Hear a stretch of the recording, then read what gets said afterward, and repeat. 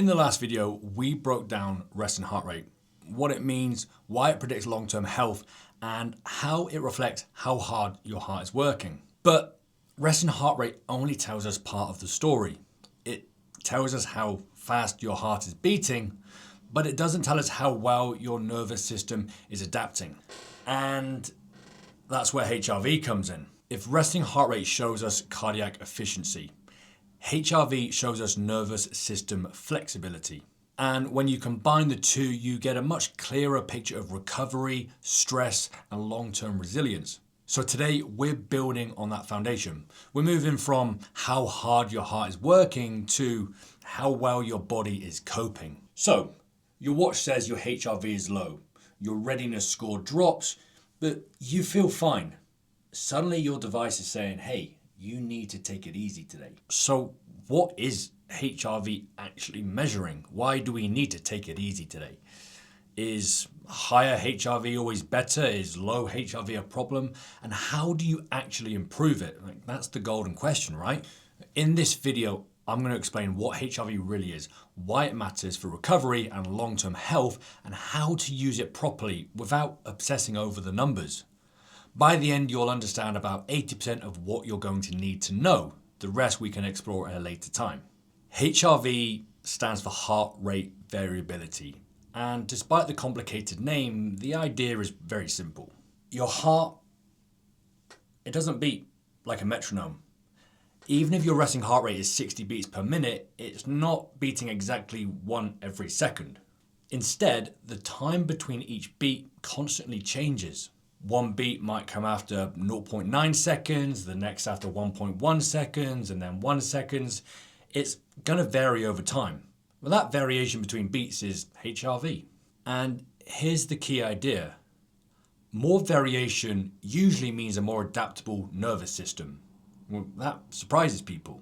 We assume consistency is health, but in physiology, adaptability is health.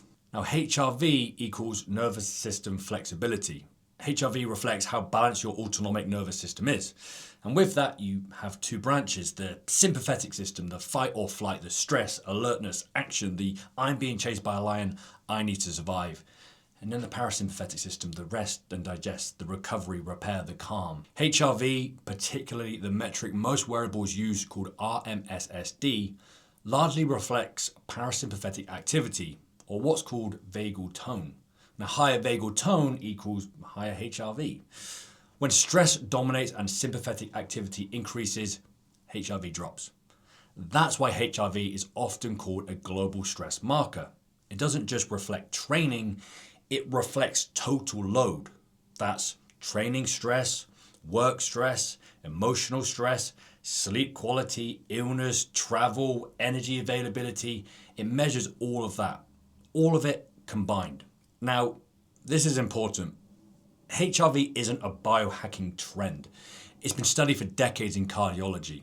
Large review journals like the Circulation and European Heart Journal shows that reduced HRV is associated with increased cardiovascular disease risk, higher mortality, greater inflammation, worse metabolic health. Lower HRV is consistently seen in people with hypertension, type 2 diabetes, chronic stress disorders, and obesity. In fact, after heart attacks, low HRV is used clinically as a predictor of future cardiac risks.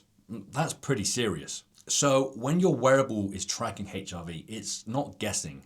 It's tracking something that has real physiological meaning. So why wearables use HRV for readiness? Well, companies like Whoop, Aura, Garmin, I have most of them, anchor readiness scores around HRV.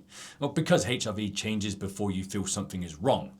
In athlete research, HRV drops during overreaching, training blocks, sleep restriction, high emotional stress, and early signs of illness. Often 1 to 3 days before subjective fatigue appears. That's why sometimes your watch tells you to rest and you think, well, it's wrong. It's not measuring motivation, it's measuring autonomic stress. And autonomic stress doesn't care how tough you think you are. Now, is higher HRV always better? And here's where people get confused. HRV is extremely individual. Genetics play a role, age plays a role, training status plays a role. One healthy person might sit at 35 milliseconds. Another equally healthy person might sit at 110 milliseconds. Both can and are normal. What matters most is not comparison, it's the individual trend. Your baseline, your normal ranges, and how it changes over time. Now, research consistently shows longitudinal monitoring is far more meaningful than single day readings.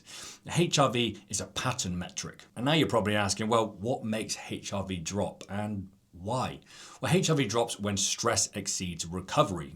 Physiologically, here's what's happening. Your cortisol rises, adrenaline increases, sympathetic tone dominates, and vagal tone decreases. Variability, therefore, between heartbeats reduces. And the biggest HRV suppressors, sleep deprivation, even one night can measurably reduce HRV.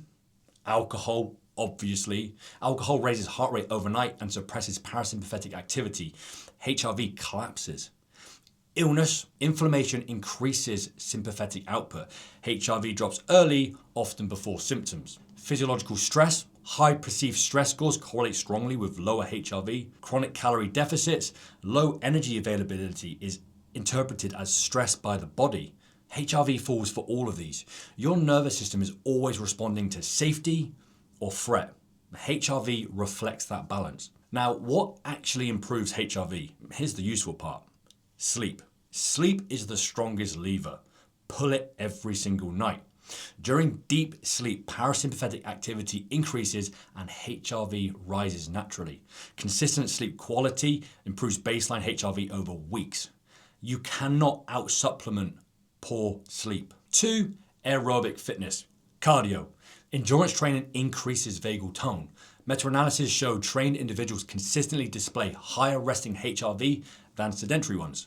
Zone 2 cardio is very effective here. 3, and one of my favorite, breath work. Slow breathing around 6 breaths per minute stimulates the vagus nerve.